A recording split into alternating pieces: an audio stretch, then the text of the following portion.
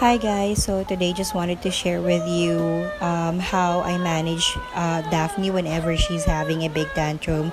So as you know, Daphne was diagnosed with ASD, which is autism spectrum disorder, when she was 3. And this day talaga nagwawala siya. Naglalaro lang siya, then suddenly iiyak siya.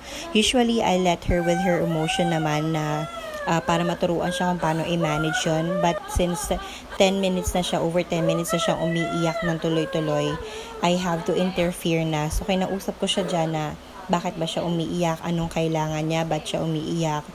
I also taught her na to inhale, exhale. So, if you can see, nag-i-inhale, exhale siya dyan. And if you can see there, nag-calm down na siya. So, kinausap ko na siya na kasi ang gusto niya daw is Coke. Sabi ko, hindi pa pwede. So, I asked her to drink a water na muna para lang mag-calm down siya kasi medyo siguro na sumakit yung lalamunan niya.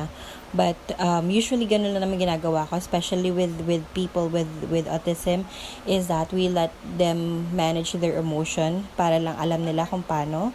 But if we need to interfere na, that's when parents do interfere para lang tumahan na, but in a calm way dapat.